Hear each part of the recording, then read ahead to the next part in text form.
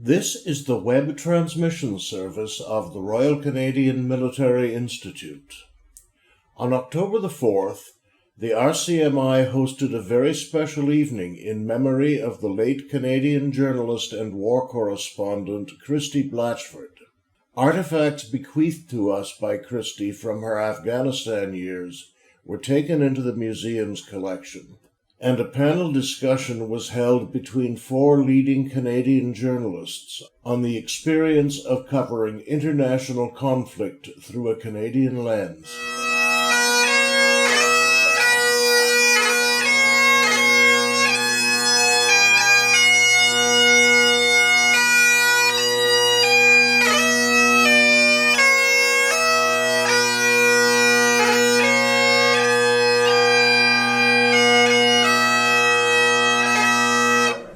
Is Adrienne McLennan, and I'd like to thank, first of all, our splendid piper, Doug Swan, and now call upon,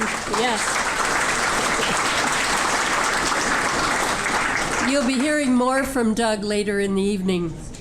And I now call on the President and Executive Director of the RCMI, Lieutenant Colonel Michael Clary. Hello. First of all, I would like to thank everybody for being here. It's the attendance and the participation in these events that make them not only successful but interesting. So I would like to thank, and I will again thank, the panelists and our guests very much for their volunteering to participate in this.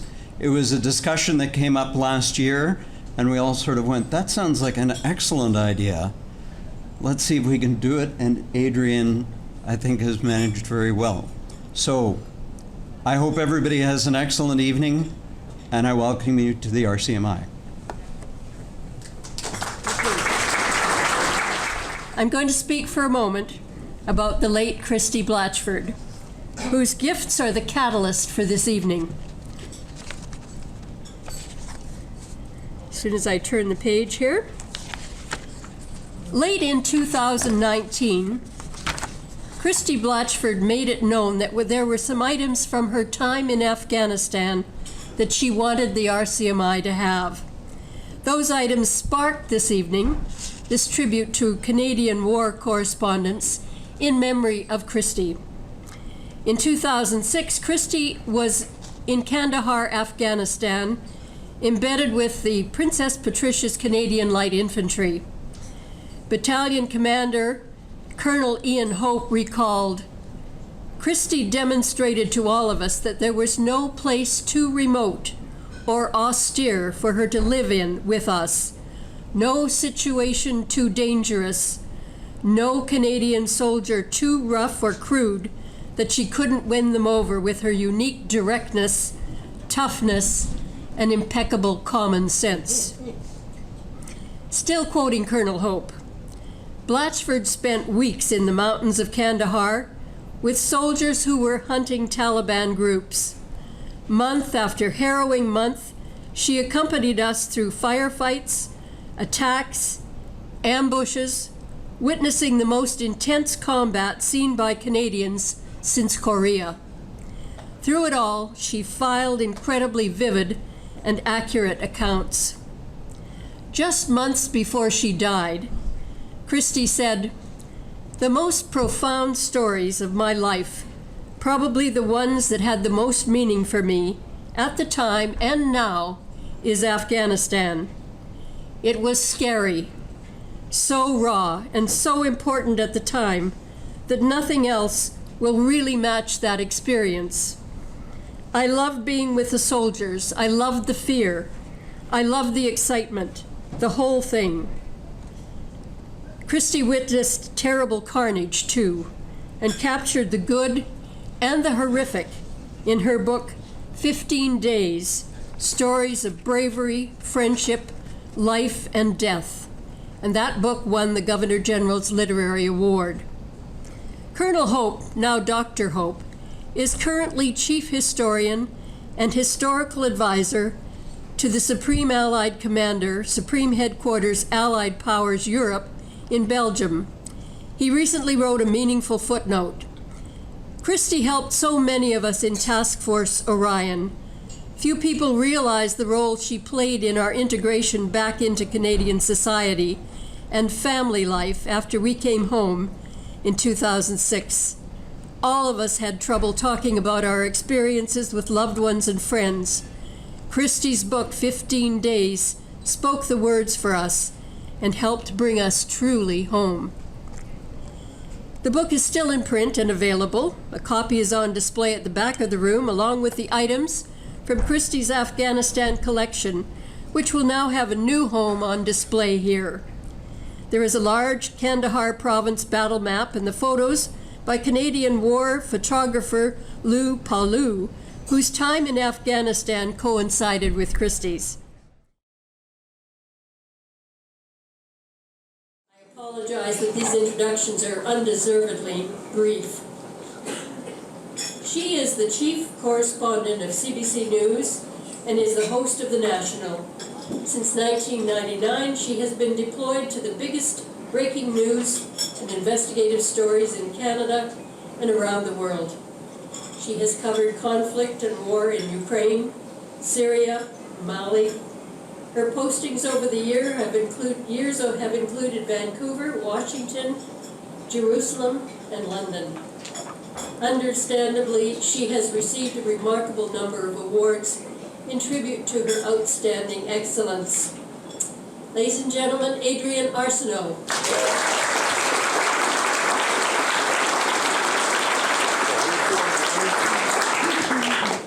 Next, he decided at the age of 14 that he wanted to be a foreign correspondent and cover wars, so he could, as journalists like to say, sit at the front row of history. He achieved those goals and more, reporting as senior correspondent for CBC TV News from 10 war zones and innumerable crises and humanitarian catastrophes. He continues to provide media analysis on conflicts. He has been honored with the Order of Canada and is one of our own, a member of the RCMI. Brian Stewart.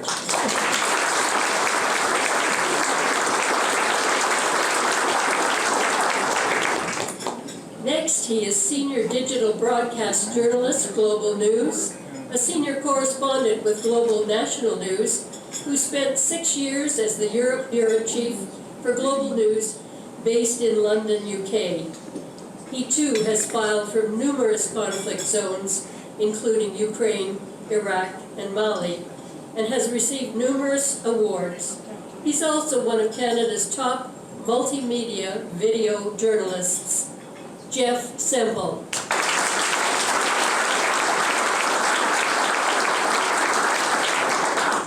And finally, the former chief correspondent for CBC News, former anchor of The National. We look to him for national and international news coverage for 30 years. All of Canada and many in the United States look to him for his outstanding coverage during the terror that was unfolding on 9/11. He, of course, has received numerous awards for his excellence. He is a distinguished fellow of the Monk School of Global Affairs and Public Policy at the University of Toronto, and former two-term Chancellor of Mount Allison University. He is an officer of the Order of Canada, the recipient of the Queen Elizabeth Diamond Jubilee Medal. He is also Honorary Colonel of Canadian Special Operations Forces Command. We are very honored to have him as our moderator this evening, Peter Mansbridge.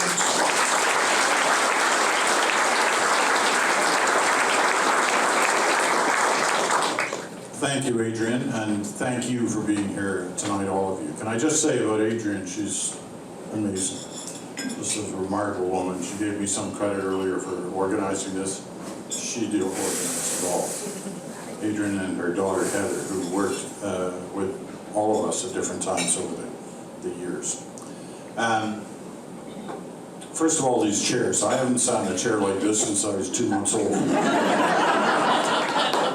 But it gives me a great view. It gives all of us a great view. First, the news. The Blue Jays lost. 2-0. They scored 1 run in 2 games, and they're done. stick a fork in them, they won't be back this year. So now we move on, though, to the Leafs. And we all know that'll be an exciting year. Just a second, I got my crying towel. We're looking forward to this discussion tonight, and hopefully we'll be able to mix in a few of your own questions as well during the evening. It's an honor for me to be sitting here with these three. You know, I did get to see a number of conflict zones in my time, but as an anchor, I sort of got in there, was spoiled, and then left out 2 days later. All three of these people have been in serious conflict zones, and for a good amount of time.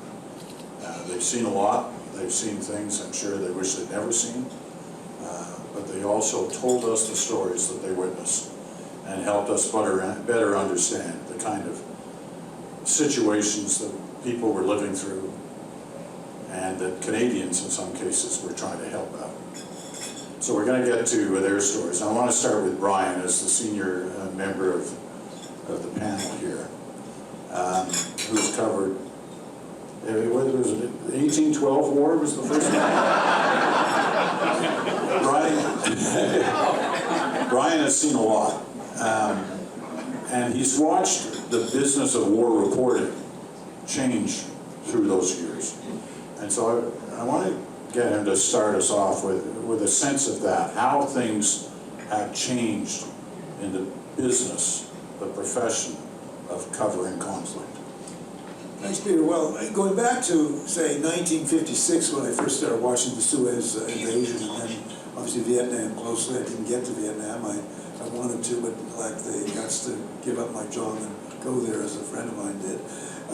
But since things like El Salvador in the early 80s, what's really changed a lot is the pace. I mean, reporters in the field today are under so much more pressure because of 24/7 news and satellites and the rest of it, to deliver, to pump it out.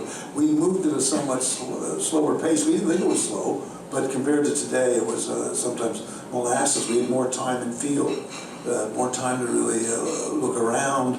The other thing was preparation. They're much better prepared today. I'm embarrassed to say, when we were sent to places like El Salvador, which was the most homicidally moved country I've ever been in, when the media were #1 targets of the right-wing death squads, we had zero training. We had, I think, a little armored vest which was taken off us at the airport and said we could collect it when we went.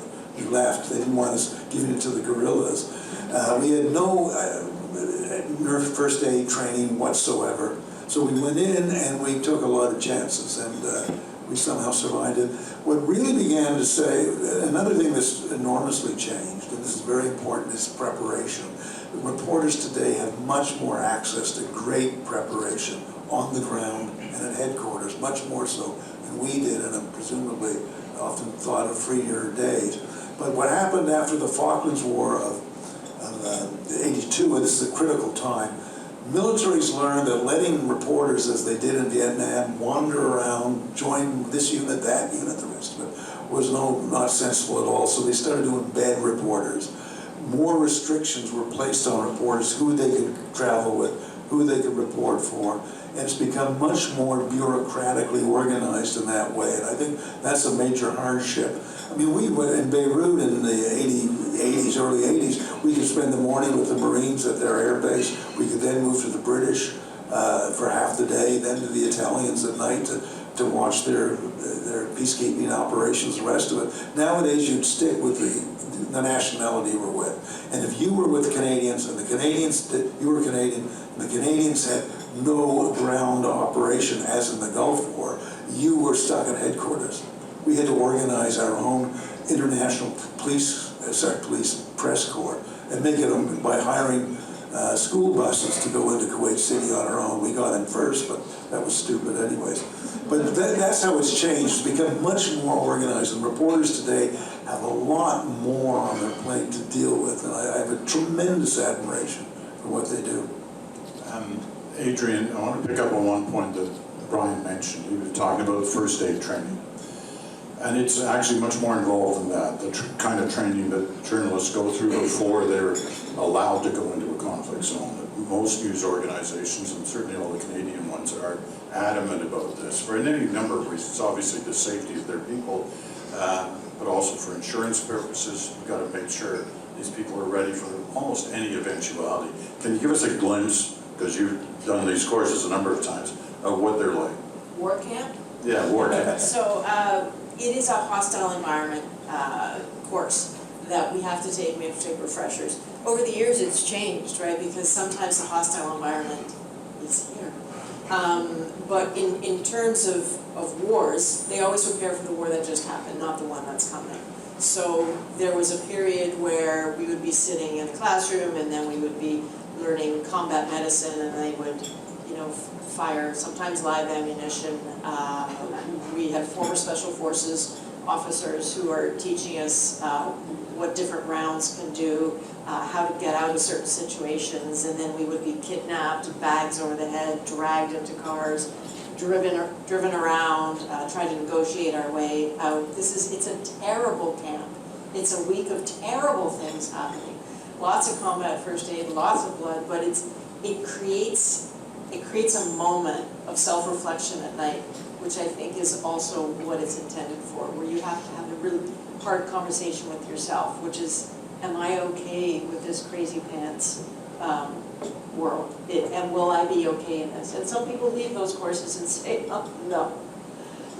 And some people say, I want to learn more, I want to be safe, I want to know where to park my vehicle and you know, to get out of a crowd. I want to know where to stand. I want to know what it looks like and feels like when a crowd is about to turn. I want to know how to get out of that situation. You know, where do I put my tourniquet? How do I affix it?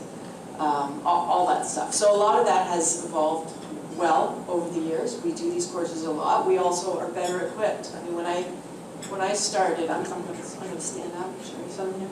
When I started, because I'm the size of a fire hydrant, the flak jackets came below my waist. So if someone's firing, you just had to go down like this. There was no bending at all. So now I have a lovely black tailored flak jacket that actually fits me and fits women.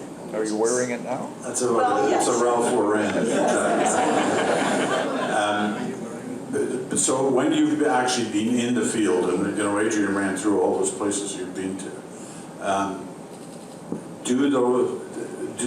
what you learned at school, at war camp, come into use in the field? 100%, in very strange ways. A lot of it is about how to drive in a situation if your driver goes down or shot or has a medical incident, or you're just in a very bad situation, how to get out very quickly, how to hide behind engine blocks. All of these things come to you in those moments.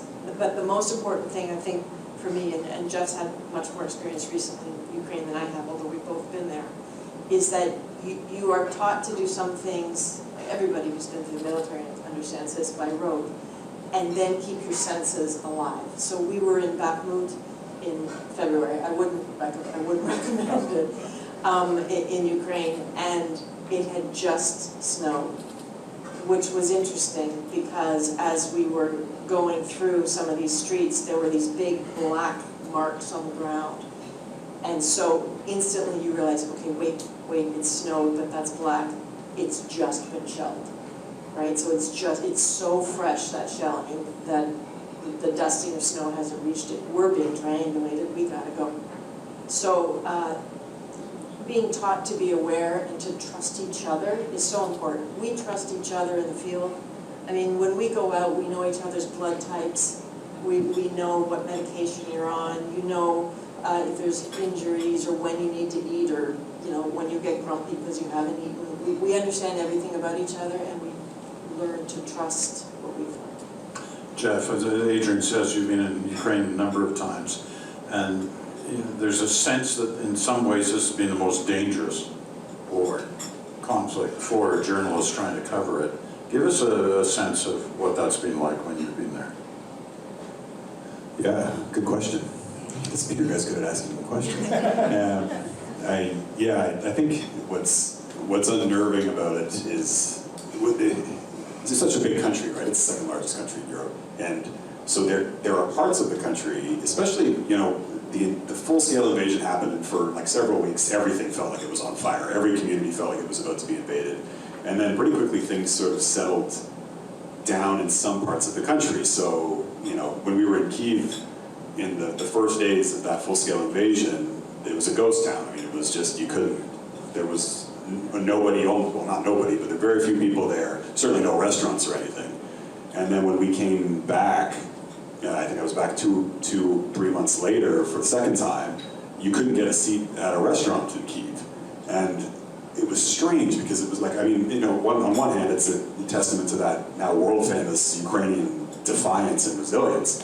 But it was also a testament to the fact that there are like parts of the country where it just varies dramatically. So the distance between Kyiv and the Donbass is sort of like driving from Calgary to Vancouver, right? It's like, it's a big country like Canada. So you can, when you're in the east, you know that you're in a hostile environment. When you're in Kyiv or in places in the west, like Lviv, your guard starts to almost come down until you hear the air raid sirens, or especially, at least in my experience, with the drones that are coming from around, which have just totally changed the game. So you can be laying there at night, you hear the sirens or you hear the drones, and you just get into the bathtub or you get into the bomb shelter. And you wait for it to pass. And like what that has done to the psyche of people there, even people who are far from the actual fighting, I can't say. And I mean, I think to your original question though, I think it's been difficult, especially in the early days. It was difficult because it's such a big country to know where the next thing is going to drop. You can take all the preparations and all the war camp you want, but, you know, especially with those hypersonic cruise missiles, like if your number's up, your number's up. And I'm sure that's true of all conflict zones, but I think it was palpable in Ukraine that there were some parts where you just felt it was more relaxed until suddenly the air sirens went off. So when you check into a hotel, do you look in particular what kind of bathtub is in that room? Now, I've always been pretty particular in that department, and water pressure is key. Brian wants to add to the question behind this. Yeah, I think too it's been brought up that we prepare for one war when another one's coming along. But something to keep in mind is Ukraine is a kind of different war, a very special war. It's a conventional war. A lot of the media are out there a lot covering the real challenge was the unconventional war, what the British call war amongst the people, the guerrilla war, the Afghanistan's after 2000, Iraq after 2003, Afghanistan, you can name dozens of them. And that's where you're seeing an incredible rise in danger of things we didn't think about 25 years ago. IEDs anywhere, snipers virtually anywhere. A lot of criminality has crept into these kind of wars, so you can't really be sure a lot of the time who to trust. Is this fixer trustable? Is your chauffeur trustable? For kidnapping, is there a terror amongst the journalists? Because news corporations are known to have money, and they're thought to bring money to get their people out of their ransom. So a lot more psychological danger, I think, is piling up on reporters today. And the number of dead is really quite alarming. I think there were 20 killed so far in Ukraine in less than 2 full years. But around the world, they're being killed by snipers, by IEDs, by torture, terror, and the rest of it at an alarming rate. I've got a question for you, but do you want to add to that? I mean, you've seen so much of this. What do you think? Well, sure. In the sense that when I went to Ukraine, I found it actually really destabilizing because my experience had been, as you were talking about, I think about Raqqa in Syria, and being with Kurdish forces, and you would see something, and I think this again would be familiar to people with military experience, that you'd be walking down a street in Raqqa that you thought had been cleared of ISIS fighters, you thought, and there'd be a body on the ground, and one of the young soldiers would see like a trinket on the body, like a piece of a bit of ammunition or something that looked like a good haul, and would go to grab it. And we would find ourselves as journalists wrapping our arms around this young soldier saying, "Get away, get away." And then we'd have to stop and look and see the cable, the wire, going from the body all the way out to a shaped charge across the street, and realize you know, they're just kids, right? They're just kids. And they're the soldiers, you're not carrying weaponry, but in some cases you've had more experience that you're like, that is a booby-trapped body and it will kill all of us if you take that little, you know, ammunition clip. So that's what that's the experience that was in my head as I was thinking about Ukraine. And then suddenly we're in muddy command centers in the field where there's a little war cat, because there's always a war cat, and someone's drying their boots over an open fire, and the guy running the mortars is a shoemaker, and you're like, have I slipped through a crack in time? Am I in the First World War? Oh no, wait, the guy over here is running drones in the next muddy cave. And Ukraine it messes with your head, because you really do feel like you have stepped back in time. These people who were living, you know, hadn't ever thought about being in the military, just lined up and volunteered, and in some cases weren't volunteered, but just stepped up to defend their countries in the most sort of get your hands in dirty with terrible weaponry and crawl on your belly First World War stories. It completely freaked me out. I wasn't ready for history. Something you said has led me to this next question. I'll ask it of Jeff first of all. And it's this question of how involved you get. Because you're there to cover it, right? But there can be situations can arise where you don't want to die. Well, you don't want to die, and so you help, right? But then there are also situations where you could be tempted to help, even if somebody's life isn't on the line. But you're so close to the story, you sense somebody or something is vulnerable. Where's the line, or is there a line? Yeah, I mean, I think that's a well-known struggle, in part because our profession is sort of unique in that regard, that we rush headfirst into a conflict zone or a disaster zone, and we're the only one really rushing there who isn't there to help in a very sort of direct, tangible way, like an aid worker, obviously, and that sort of thing. We're there to get the story and to share that story, but we're not there to get involved directly like that. I think, you know, obviously if there's a life on the line, that would be different, I think, for most people, but there are lots of small examples, of course, where you just feel that sort of, that every instinct in your body wants to reach out and even just like hug somebody, which I've been known to do, but like honestly, even some people with old school would think that was crossing an ethical line. I mean, I'll admit I had one in Ukraine a while ago where there was this village just outside of Kyiv had been completely obliterated by the Russian artillery, and this was in the early days of the invasion, so the Ukrainian military had actually hunkered down in this village, and so the village was just destroyed because they were, you know, and then everyone had left this village except this old couple whom we met who just couldn't leave or wouldn't leave. They were very sick, their house was just in bits, and they were sleeping in this sad little cellar, basically. And they just broke my heart, and they were just sobbing, like you didn't even, as I was sort of asking for their name, and then they just immediately started crying, and the two of them, and so then and they were just saying they'd been abandoned, and no one had come to check on them, and whatever, and you just felt like just sick. And so I didn't know what to do, and I just grabbed all the local currency I had in my pocket, and was just like, just take this, because they had nothing. But they wouldn't take it, and I mean, it wasn't like a life-changing amount of money, right? But it was a little bit of money, and they wouldn't take it. And they said they just wanted us to tell the people about what had happened to them and what was going on. And it was sort of a check me back to my job. They were actually reminding me about why I was there. In that moment, that they were like, well, I don't want your money, I want you to tell our story. And it stuck with me because that is why we're there. And in those moments, you can forget the power that has. Because it's not as sort of front and center as, you know, putting a tourniquet on someone or you know, providing medicine or something basic like that. But it's a great question. Yeah. Brian, you know, most of the people in this room are of an age that would, like me, most of you are younger than me, but that's okay. Most of us remember your coverage in 1984 from Ethiopia. It was coverage that was seen around the world. of the famine in Ethiopia and the literally thousands, hundreds of thousands of people who were dying. You became very involved not only in the coverage of the story, but the story itself.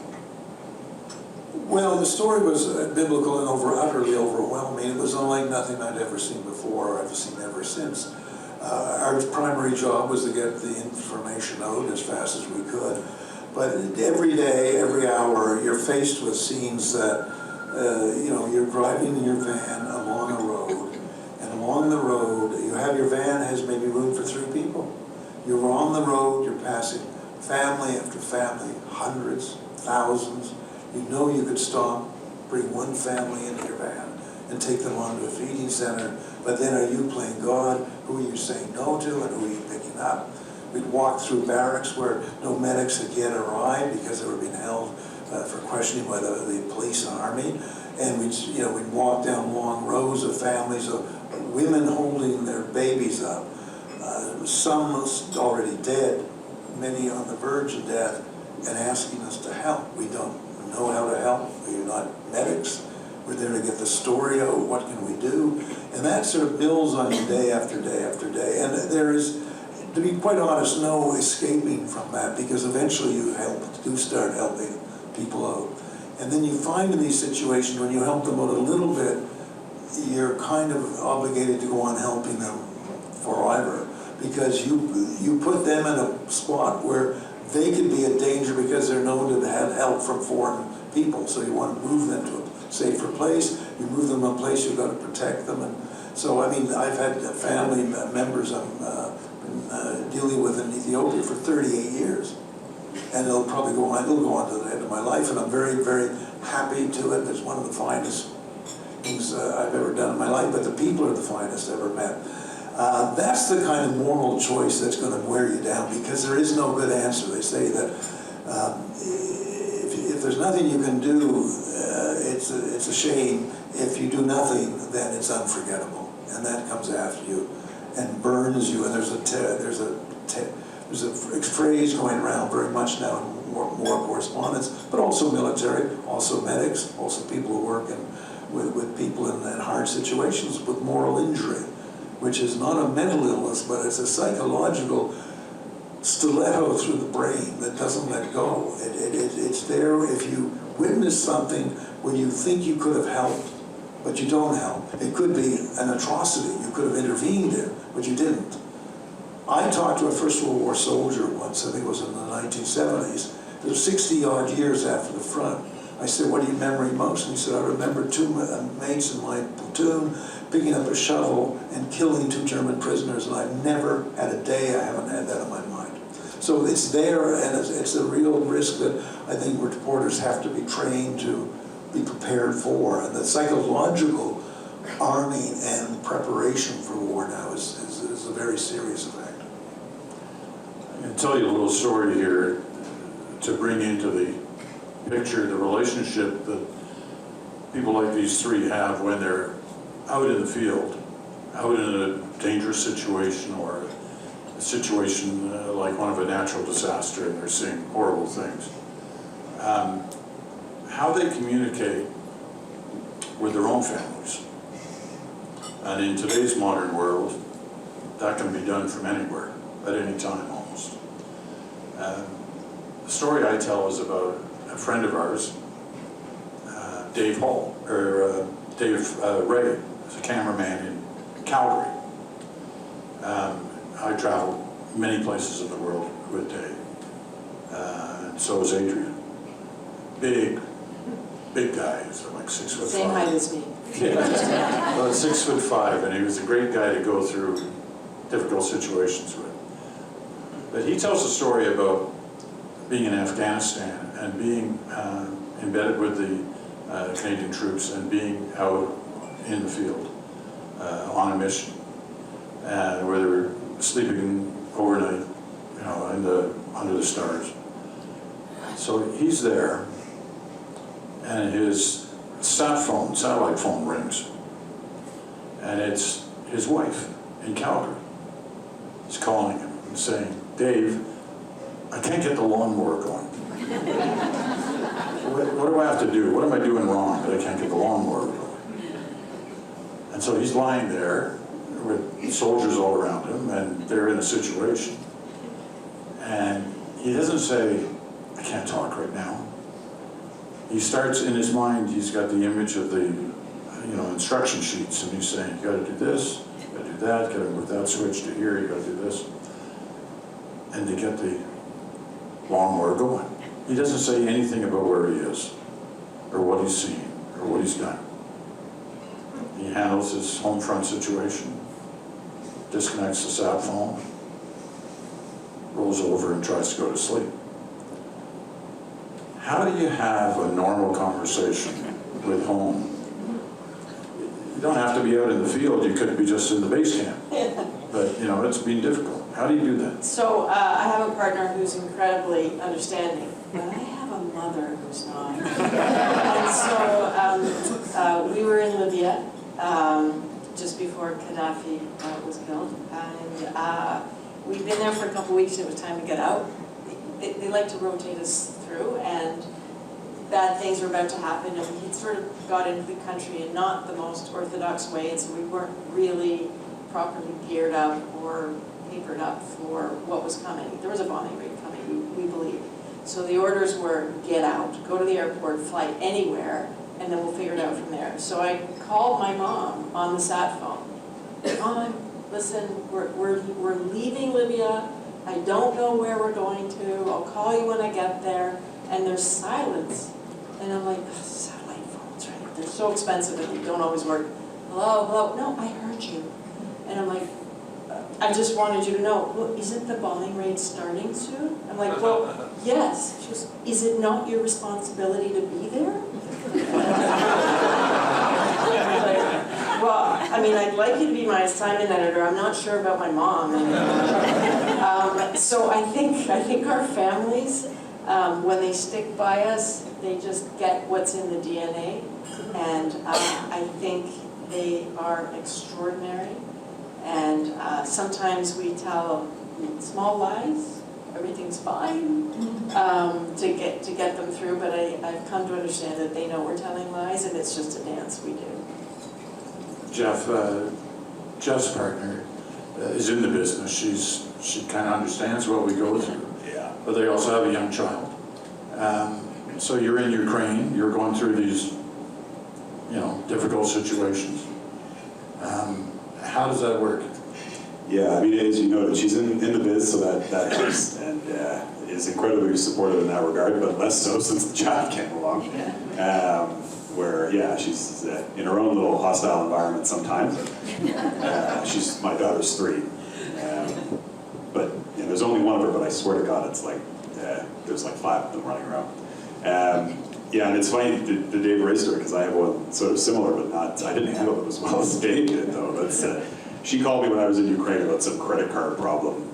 It was midnight local time, and it had been a hard day, and she's like, listen, I know, I'm sorry to bother you, but there's been a problem with our credit card. It was a Costco credit card. They changed companies. We haven't been paying our bills for like a few months, it turns out. Anyway, the guy's on the line, so he needs to talk to you. And I don't really have a temper most of the time, but like every now and again, and I was definitely one of those. I was like, and I literally ended up saying, because it was just one of those, anyway, it was just one of those conversations where I'm like, I ended it saying that I'm in effing Ukraine right now, and I just switched the account anyway. But yeah, I mean, as Adrienne said, those of us who do this work and have partners have very, very supportive, understanding, incredible partners, and people in the military world to probably an even greater extent. As I've never been, when we do these embeds and, wherever we are, I remember meeting the woman in Mali when we were there, around the same time as Adrienne actually, and the press officer at that time had 2 little kids. And she was there for 6 months, right? And they were just doing Zoom and FaceTime. And I just think, the family obviously in those situations is incredible. And my mom, similarly, although for the opposite reason, because my mom, to this day, when I'm in a hairy place, she just won't watch.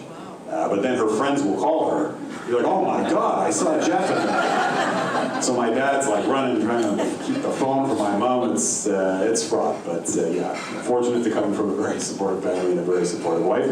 And now I come home to a 3-year-old who's never heard of Ukraine. And it's actually a nice way to kind of, you know, I come home and she's like, all right, this is your character in Paw Patrol, and this is the game. It's like it sort of snaps you out of your space pretty quickly. How do you decompress when you come back from something like that? Yeah, this isn't mindfulness or anything, but I tend to completely, first of all, I give all the attention I possibly can to the family. And I can't be more attentive in the first 3 days back. And they're, of course, trying to give me space, and I'm trying to be attentive. We're chasing each other around the house. Can I do some dishes for you? Anything I can do that. But mainly, I actually go, I decompress on anything that's lovely and peaceful life. I figure out, my gosh, like a warm shower. There's no money on earth that can be the same as a warm shower after some of the place you've been. And clean sheets. I mean, I could write a 10,000-ode poem to the glory of clean sheets and fresh laundry. I mean, I can smell it and I love it. And after about 5 days or maybe a week and a half, you begin to say, the luxuries start working on your mind because you say, well, what about all those people I left behind? What about that situation I left behind? And you all remember the Apocalypse Now movie that opens, I think, with the young officer in Saigon, and he's coming out of a rather drunken evening, and he's saying to himself, oh, Saigon again. Every time I'm here, I wish I was home, and every time I'm home, I wish I was back here. And you get a kind of double loyalty. So a lot of refreshing is enjoying life, but also dealing with the sort of the guilt feeling that goes with the softness and the safety you have. How do you decompress? I mean, in some ways, Adrienne and I can remember this from personal experience. You come back from a situation like that, it's not like you have time like Ryan to go and, you know, test out the sheets. You're in the studio doing the next night's national. Yeah, but how you must find a way to decompress from what you've seen and what you've done. For sure. I think there are small habits that you develop over time that become, whether it's a matter of superstition or just practice. I mean, you and I have talked about this before. For some reason, I always pack when I go somewhere.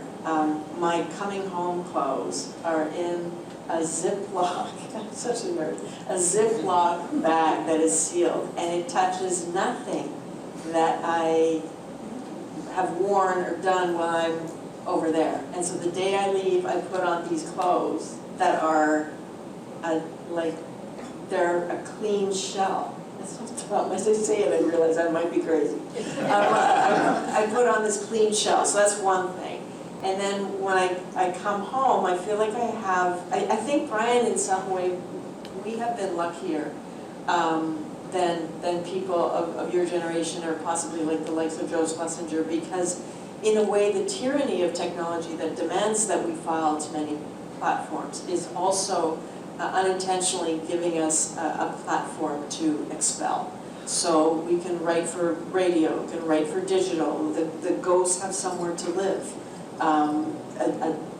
Thoughts that made you angry can be poured into analysis over here. And so there is a type of purging that we are afforded that you might not have been afforded because of all the different platforms. So that's like cleaning house, like taking the hose through.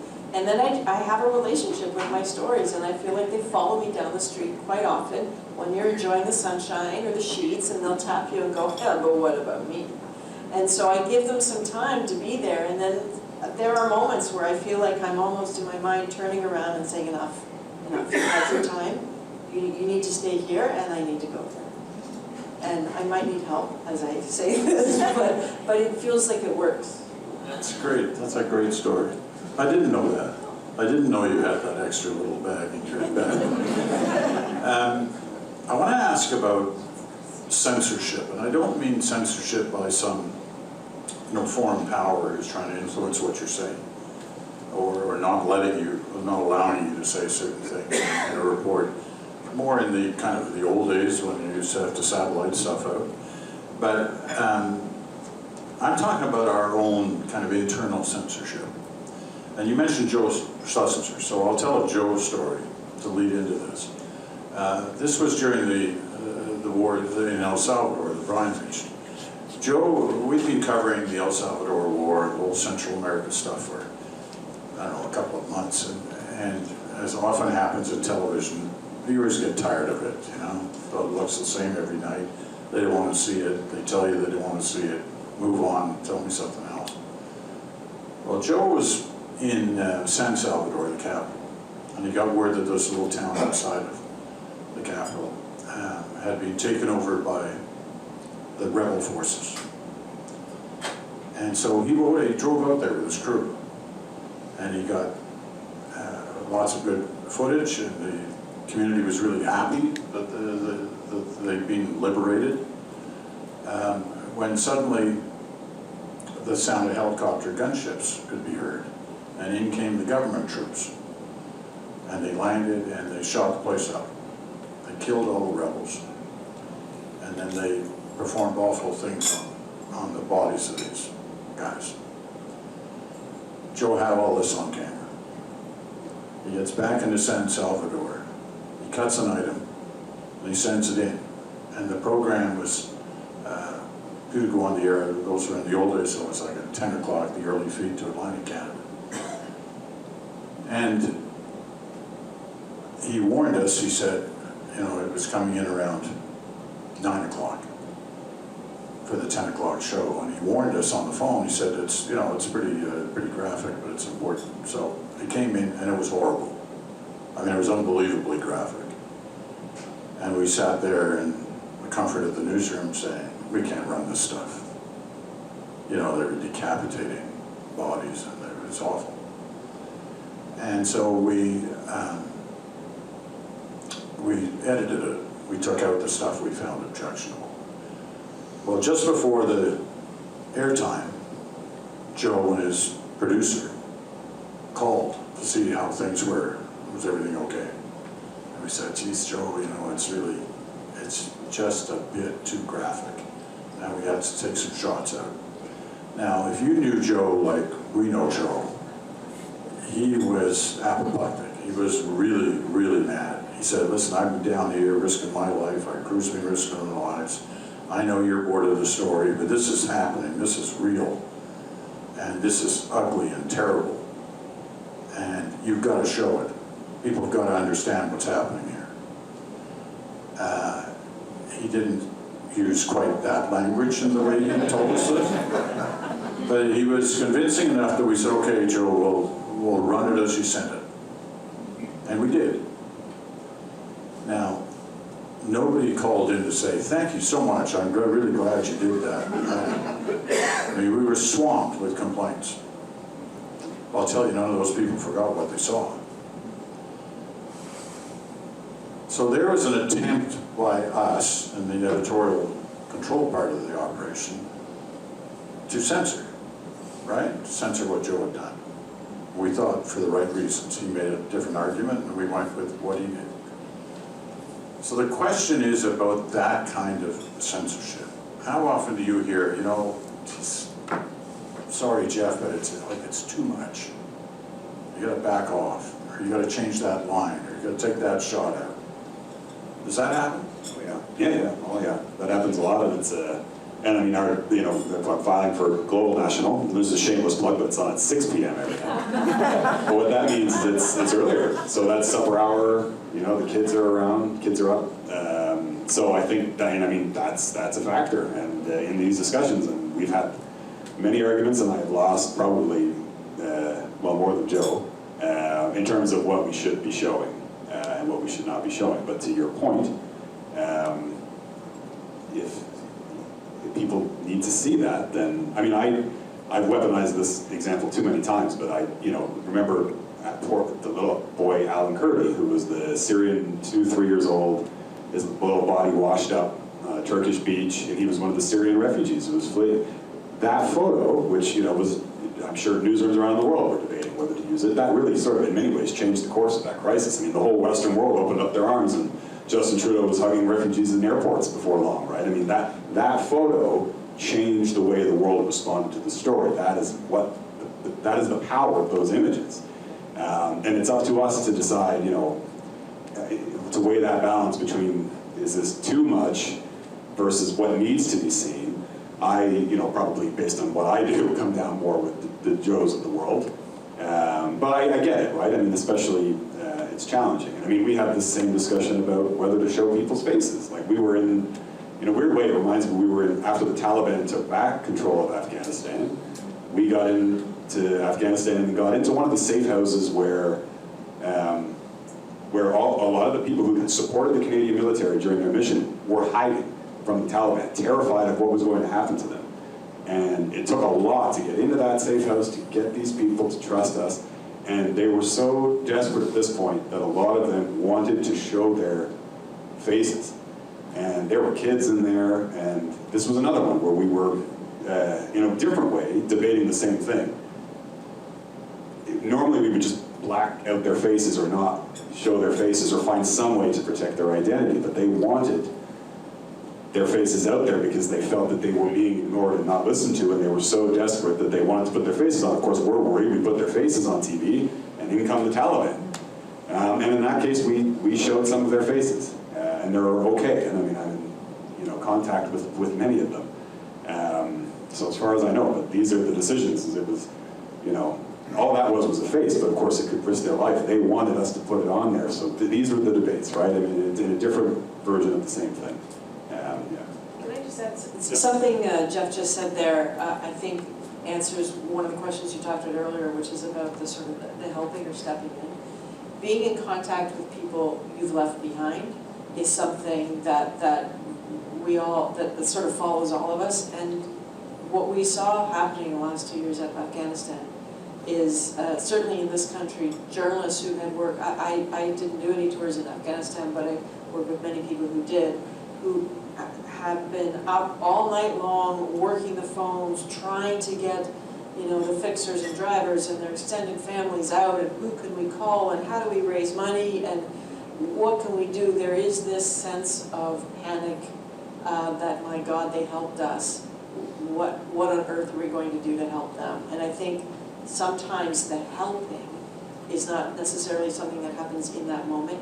It comes later. And right now, quietly, it's happening throughout this country with anyone who's ever helped a Canadian journalist. I promise you, people are wrapping their arms around them any way they can to try to get them out. Okay, last question before I recognize if you have a question in the audience. I'll come to that in a second. But the last question to each of you, and it's sort of looking for one answer from each of you. What's the biggest misconception, if you will, that people you meet have about the business of reporting from the field, of the business of war corresponding? What's the biggest misconception out there? Well, I think the biggest misconception about the kind of stories we cover generally is the degree of complexity that's involved.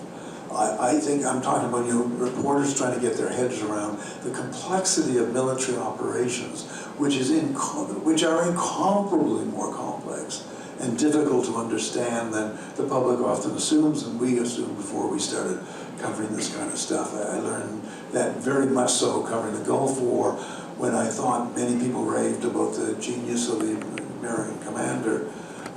But the real genius was the logistical operations that are involved in military affairs. The logistical operations involved in humanitarian relief organization are so much more complex than we think they are, and difficult to pull off. And too often I think the media falls into the trap of saying, oh, they're not doing fast enough, or they don't really understand that element of complexity, and we do a disservice to not only those doing those operations, but to our audience, quite frankly. And that's something I think to keep in mind when you do watch reporting from foreign fields or these big humanitarian operations after earthquakes and floods and tsunamis. It's not often the way it seems. So you might see a story, inevitably there'll be a story saying food's piling up at the airport and isn't being distributed. Isn't this a sign the aid agencies don't know what they're doing, or they're corrupt? And then you go and talk to the officials and say, that's our strategic reserve. We don't even know what villages yet have reported in. We don't know that in County B, the suffering may be 10 times worse than County A. So we need to keep a reserve. And too often, again, the media will I think, take a kind of simplistic overview. So I think the hardest thing to work at is understanding that aspect, but crystallizing it and clarifying it for your audience. Adrienne. I would say two things when talking about coverage. One is that it's not always war 24/7. That people are living their lives, and in Kyiv they're going to raves in the afternoon because they got to be home in time for curfew at night. That it's not always 24/7 war. The other thing is that people want to talk. We often get accused of invading someone's privacy after a disaster or a conflict, but as Jeff, in your example, sometimes the act of being there and listening to someone matters a lot to them. Well, those are both great answers. I'm not sure this really answers your question, but I think it probably goes beyond the war correspondent thing. And I know this feels like it goes without saying, but that we as journalists in Canada, at least in my experience, are not serving some sort of political or corporate interest. And man, like this conversation comes up a lot more recently, and I'm not going to mention my in-laws by name, because this isn't being recorded. Oh no, it isn't being recorded. So I think the TV guy would know where the camera is. But yeah, I honestly, for a host of different reasons that we could, so a whole other panel discussion on, just to be clear, I have never felt political pressure or corporate pressure to tell a story in a particular way. And that goes for Ukraine, and that goes for all the other stories I've done. Have I, throughout my years, heard whispers in dark corners about a specific example? I don't know. It's never touched me, and that's not how it works. And I mean, I don't know if Justin Trudeau gives any money to Global News. I don't think so. We've been told he doesn't. We're not on that list, but there is some federal funds flowing. I'm clearly taking us way off course here. My point is that, and I hear that a lot, like from people who I would consider to be really like well-informed people who just have this sort of idea that we are told what to report. And we're not told. Calling it like I see it, right? For better or for worse. I mean, we have great veterans, of course, who are checking our scripts to make sure it's accurate. We're laying awake at night worried that we got it right. But the journalists in Canada, in my experience, are telling the story. They're calling it like they see it. They're not being told how to tell it. Yeah, good point. And all of us at one time or another have worked for the CBC. I was there 50 years. And I can tell you in the 50 years I was there, there's only one time under different governments, conservative and liberal, although we were constantly accused of doing things in support of whoever the governor of the day was. There was only one time in those 50 years where there was any indication to me that the Prime Minister's office ordered something up and it ended up on the air. And that was during the FLQ crisis and the reading of the manifesto, which still haunts those who worked at the CBC at that time, that was allowed to happen. Some people had to live with that stigma for years as a result of that decision. But all these other times, and you hear it all the time, such and such, they were ordered to do this, or they just take orders from the government. It's just baloney. It doesn't happen. If you heard the kind of discussions and debates that go on in newsrooms across the country, I hope, not just CBC newsrooms, any newsroom, the best thing about those editorial discussions are the debates that take place about what to cover, how to cover it, what should be in what order, and all of that. That's where those decisions are made. They're not made in some, political office. Okay, I know we've run over time here, but if somebody's got a specific question they want to ask, if you could shout it out, I'm afraid. Go ahead. I had the pleasure to recently be introduced to Hillary Brown, which I'm sure you know, through our dear friend Lindsay Harris here. And with their involvement in the Vietnam War, I read again Michael Herr's dispatches, and I'm sure you all know. And I got the total impression that these kind of guys, like you are, and foreign correspondents, that you kind of get addicted to this adventure, to this adrenaline, and that you have a problem coming back, and that you really want to go out there again. So I asked Hillary the question, and she said, yes, that's true. So I would like to know from you, what do you think to that? From each of us here? Yeah, well, Yeah. mostly from your three colleagues. What am I, chopped liver? Okay, who wants to, do you get addicted to it? Jeff? Actually, I was curious to hear what you were going to say, but to tell you what it's all.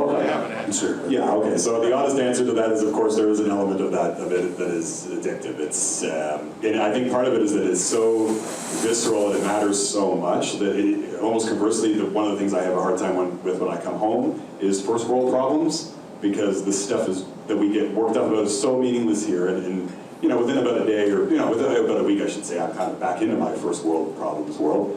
But the reason I mention that is because when you're in these places, everything matters. Like it just matters on such a real level that I think that's something about that's addictive more than just the thrill-seeking, like, oh God, they're shelling all around me. That's not addictive for me anyway. But I think also, obviously, it's almost, it's a cliche, but it also feels like what you're doing there matters in a way that is addictive. Not addicted to being afraid. Not addicted to being afraid. Definitely addicted to my teammates, to being in a small unit and having the autonomy to talk amongst ourselves and make the decisions that we feel are the right ones to make. Definitely addicted to the purity of the focus, of having no doubt about why you're there. Definitely addicted to the feeling of you've done someone a service and that you've done a good job with your story. Those are very addictive feelings. I'll never forget talking to you when you were in Beirut in 85, 84, and you just taken a shelling. You were in a foxhole or wherever you were, trying to cover this thing.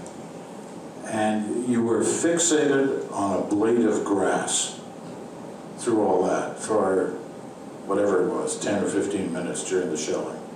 And that's what got you through. Did those moments, were those moments addictive? That was in a big shell when mortars lying down and seeing little puffs, like little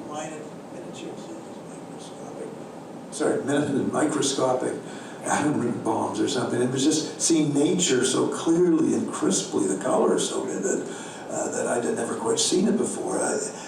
Yes, there's that aspect of living the moment that is somewhat addicted to. I, like Adrienne, I'm certainly not addicted to danger. I'm a fraidy cat, honest to God. I'd be terrified very frequently and did not enjoy it. I was, though, going back to that 14-year-old kid watching the Suez invasion and also the uprising in Budapest, which deeply affected me. I wanted then to be at the ringside, have a ringside seat to history, and I think that's what I'm addicted to. I really want to see how this world during my lifetime turns out. I think we're in a very dangerous place. I think we face enormous dangers all the time, perhaps getting worse. And I think I speak for everyone here. I think I do a good job. I think I'm pretty good at what I do, otherwise I wouldn't be wanting to do it. But I think I want to do the job of looking at the dangers to the world clearly and reporting back, just as I would have as a 14-year-old kid. Any other questions? Right here. Yeah, hi. I think this is an appropriate time to summon the specter of Christie Blatchford. I spent 10 years, nearly 10 years, working with Christie at the National Post, and including 3 spells embedded in Canberra and Cabell. And I think I'm on firm ground saying that if Christie were here, she would be Number one, urging us all to drink more heavily. Number two, that there should be more liberal use of the word fuck. And that by the end of the evening, there should be at least one fist fight. Standing off the plate. But she was also very fond of saying that, in her opinion, a journalist is a reporter with more than one suit. And if we can accept that war correspondents are quintessentially reporters, then I think we're also on fair ground in saying that there aren't any war correspondents here tonight, including myself. And I guess my question here is that, are there really any war correspondents, or is it a dying breed? Because the experiences you, starting off with the training you get, with the media universe shrinking, you have Adrienne, you work for a large news organization, you do as well. Fewer and fewer reporters, there's fewer and fewer news organizations that are getting smaller and smaller and smaller. So I guess the question is, have we returned to the days pre-William Howard Russell in Crimea, where a correspondent was literally a participant in the battle, writing a letter back to the editor, or only instead of a letter they're using Instagram, blogs, Facebook. Is the war correspondent a dying breed? Okay, so that's a complicated question. When you asked, are there war correspondents left, I thought of three women, Margaret Evans, Lise Doucette, and Lindsay Hilsum. Those women are war correspondents.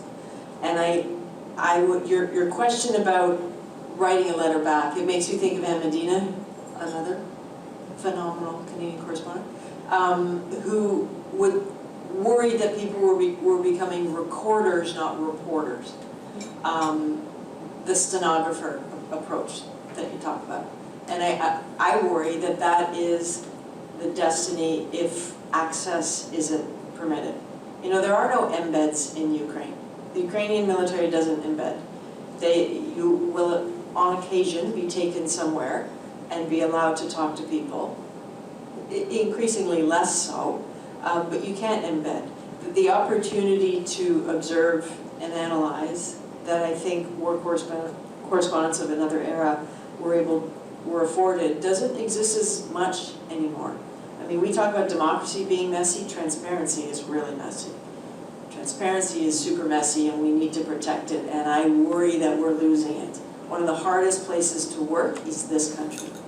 You know, just try getting to alert in Nunavut, right? Getting on base there, good luck. Try getting into 24 Sussex to find out how bad is it really. So I worry that we have a battle here for access to information in this country is ridiculous.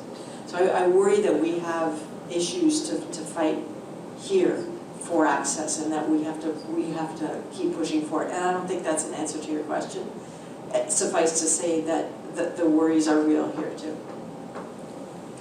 Yeah, I mean, I would, the way I'd answer that question is thanks to people like Christie Blatchford.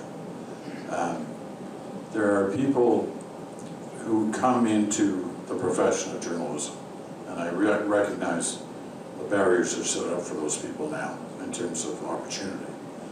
But those who do come in, they all want to be here. Like, it's not like there's a problem getting people to go to Ukraine.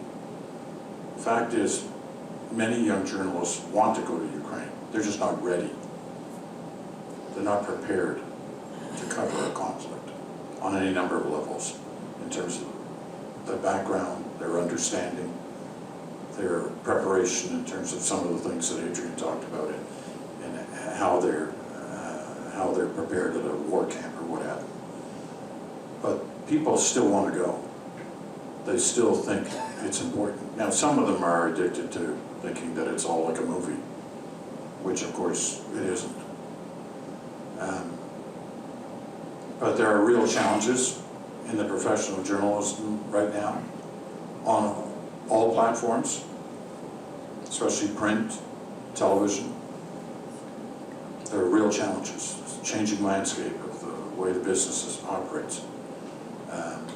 But hopefully, we're going to keep getting people who are inquisitive and courageous and who want to tell stories, and especially so in some of the difficult areas.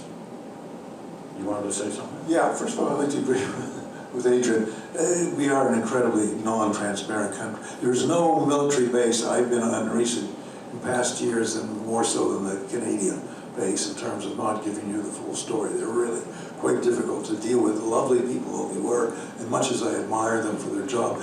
But I mentioned something earlier that I'd like to just refer back to, in terms of all war correspondentry is not being in the front line all the time. It's not having your boots in the mud all the time. It's actually understanding the war. And I think one thing in journalism that is happening that I think is a revolution compared to the past, it is the amount of open source intelligence information that now reporters have at their fingertips that they can use, that which would have been a dream 30 years ago. We would never have got the satellite imagery coming down that points out where every Russian tank battalion is, or that points out where a massacre clearly was. The UN can see where a massacre was committed because it's all on open source intelligence now. The listening post, the think tank intelligence that comes out of different intelligence. So there's a lot of information flowing out there, which, you know, the reporters in the front line often don't have the time, or they're doing a visual story more, or writing a particular story more.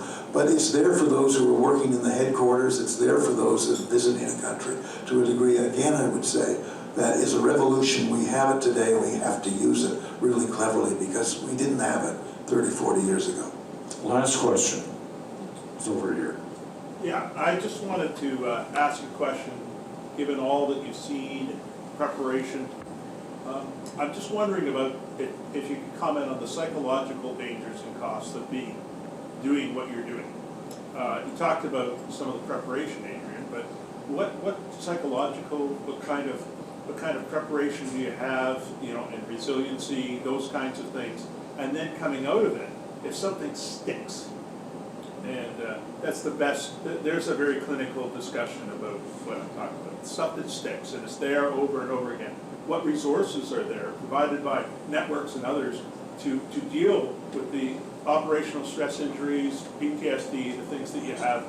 I come to it with an agenda. I happen to be the Director of Health Services with Warriors Canada, so it's something that's very near to my heart.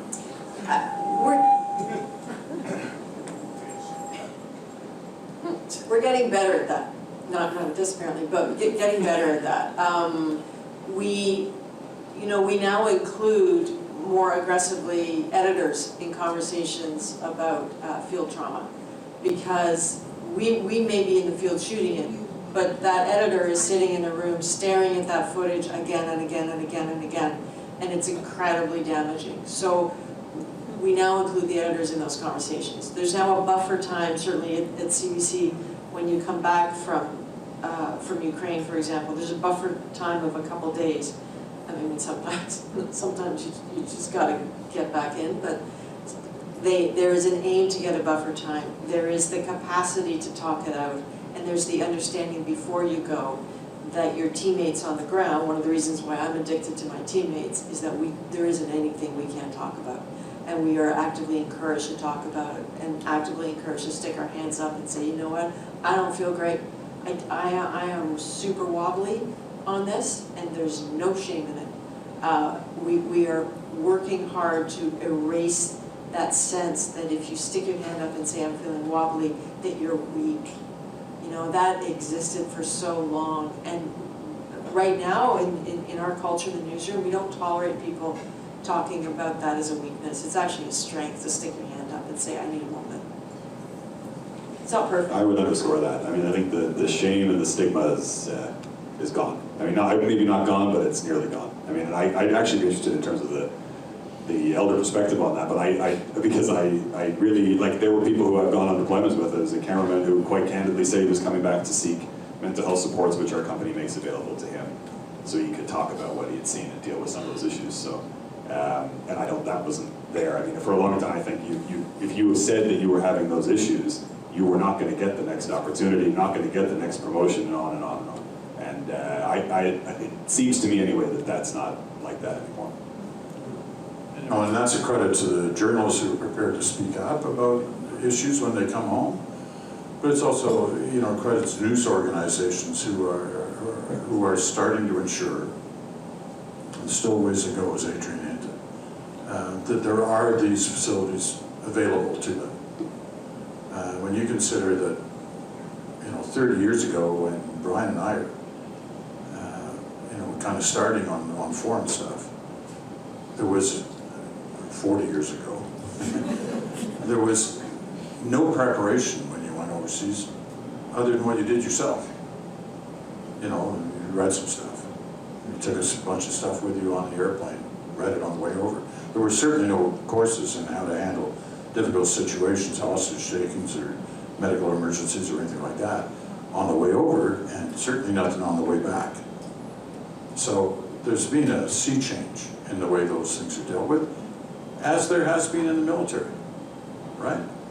So, we've learned, from the military on how to try to handle some of this stuff, and we've still all got a ways to go. Listen, I want to thank all of you for your attention and the fact that you're here tonight to listen to the panelists. I want to thank my colleagues who are all tremendous journalists who I've known for some time and have so many stories to tell. Brian's in the middle of writing a book, finally, after all the things he's seen and done over time.